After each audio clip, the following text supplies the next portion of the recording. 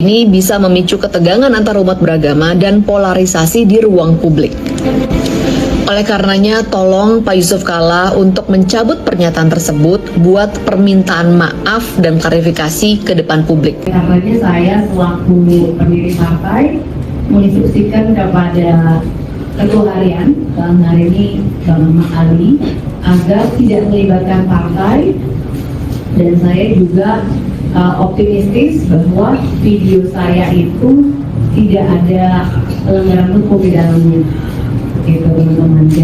Belakangan ini ada banyak kasus yang mendarat PSI dan cara menyelesaikannya memang memutus asosiasi kasus itu dengan PSI. Bahkan kalau bisa, jika PSI merasa jadi korban, segera menghentikan kasusnya. Ya, PSI pada akhirnya tumbang. Ngeri, bos, ya. Ketika Jokowi keluar-keluar mengatakan akan turun gunung, akan turun dari daerah-daerah untuk memenangkan PSI, justru konflik di internal PSI itu sendiri banyak ya kader-kadernya memundurkan diri. Ini ada hubungannya dengan pernyataan Pak JK yang meminta Pak Jokowi menunjukkan ijazah itu atau sangat, saya yakin sangat terkait ini. Nggak ada pernyataan sebesar itu yang berdiri sendiri, Mas Edi. Saya terkait kepentingan politik semuanya. Pasti, saya yakin itu. Begitu Pak JK mengatakan, tunjukkan aja ijazahnya kalau ada. Berentet semua nih, pelaporan dan pemotongan video pidato. Jadi kesimpulan saya, hari ini PSI kedua-duaan, Pak Jokowi juga Bapak Belur. Ketiga, jangan coba-coba memainkan isu agama dalam kepentingan politik. Wah.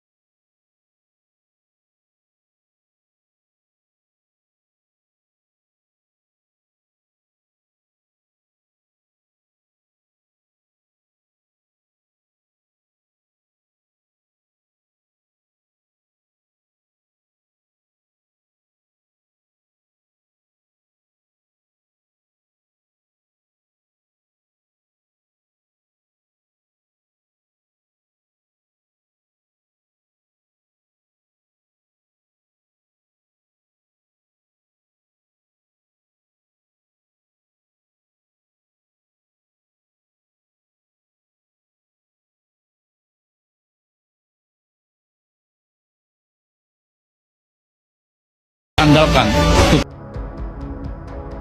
Sungguh berat nasib Jokowi saat ini. PSI babak belur dan tak lama lagi tenggelam dan bubar. Ex-wakil Ketua Umum Relawan Pro Jokowi, Projo, periode 2014-2019, Budianto Tarigan, menyoroti penggunaan isu SARA dalam polemik politik yang melibatkan Yusuf Kalla. Ia menilai penggunaan isu tersebut dapat berdampak negatif terhadap Joko Widodo dan Partai Solidaritas Indonesia. Pernyataan itu disampaikan Budianto dalam diskusi bertajuk JK Efek dan Nasib Terah Jokowi 2029 yang digelar di Jakarta Pusat, Sabtu, 16 Mei 2026. Menurut Budianto, hubungan Jokowi dan JK mulai memanas setelah isu ijazah Jokowi kembali menjadi sorotan publik.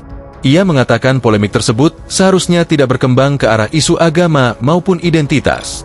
Budianto juga mengingatkan agar isu SARA tidak digunakan dalam kepentingan politik. Menurutnya, penggunaan isu identitas dapat memicu dampak sosial yang lebih luas di tengah masyarakat.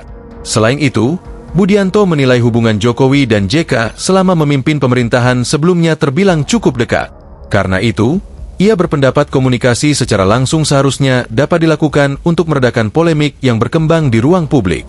Diskusi publik bertajuk JK Efek dan Nasib Terah Jokowi 2029 yang digelar obor rakyat Rebon di kawasan Cikini, Jakarta Pusat, Sabtu, 16 Mei 2026, menyoroti dinamika politik nasional hingga polemik hukum yang menyeret nama Presiden ke-7 RI Joko Widodo. Dalam forum tersebut, praktisi hukum Ahmad Hozinuddin memaparkan pandangannya terkait dua dampak yang muncul dari polemik laporan terhadap sejumlah tokoh dan isu ijazah Jokowi, yakni dampak hukum dan dampak politik. Menurut Ahmad, dari sisi hukum, laporan yang dilayangkan sejumlah organisasi masyarakat Islam terhadap beberapa tokoh, seperti Ade Armando, Grace Natali, hingga Abu Janda, harus diproses secara profesional oleh kepolisian tanpa tebang pilih. Efek hukum tentu menegakkan hukum terhadap kasus laporan Ormas Islam terhadap Ade Armando dan kawan-kawan, Grace dan juga Abu Janda. Kami mendorong agar Polri profesional untuk menindaklanjuti laporan dan jangan sampai ada kesan Polri membeda-bedakan penanganan kasus, ujar Ahmad. Ia juga menyoroti institusi Polri yang menurutnya sedang berada dalam sorotan publik, sehingga proses penyelidikan dan penyidikan harus dilakukan secara setara. Karena hari ini institusi Polri sedang dalam sorotan. Jangan sampai karena Grace dan Ade Armando dianggap dekat dengan kubu Joko Widodo, lalu ada pembedaan perlakuan sehingga hukum tidak bisa ditegakkan, katanya. Selain aspek hukum, Ahmad menilai polemik tersebut juga mulai memunculkan dampak politik terhadap Partai Solidaritas Indonesia dan kelompok pendukung Jokowi. Menurutnya, langkah sejumlah tokoh yang memilih mengundurkan diri dari PSI hingga tidak mendapat pendampingan hukum resmi dari partai dinilai sebagai upaya melokalisir persoalan agar dianggap sebagai kasus personal. PSI berusaha melokalisir kasus ini seolah-olah menjadi kasus personal. Ade Armando mengundurkan diri dari PSI, kemudian Grace Natali juga tidak dibela melalui bantuan hukum resmi dari DPP PSI, ucapnya.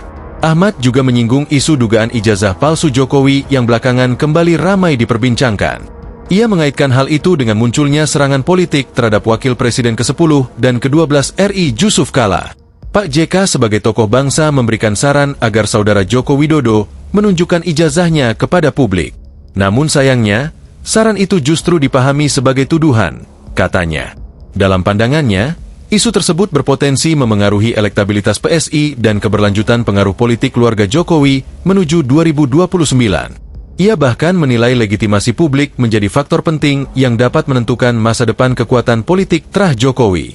Kalau legitimasi publik itu hilang, maka bisa jadi tidak ada terah lanjutan setelah era Joko Widodo, ujarnya. Ahmad juga mengkritik proses penanganan perkara yang menurutnya informasi terkait perkembangan penyidikan terlalu mudah beredar ke publik sebelum diumumkan resmi oleh aparat penegak hukum. Ia meminta Polda Metro Jaya menjelaskan sumber kebocoran informasi terkait status perkara dan proses penyidikan yang ramai dibahas di ruang publik. Segala informasi terkait penyelidikan dan penyidikan harus keluar dari otoritas resmi Polda Metro Jaya, bukan berseliweran di publik, tegasnya. Diskusi yang dipandu pemimpin redaksi Obor Rakyat Rebon Setiardi Budiono itu juga menghadirkan pengamat politik Leli Aryani, ex-penasihat spiritual Jokowi Sri Eko Srianto Galgendu, serta Ketua DPP Pak GMNO Budiantio Tarigan.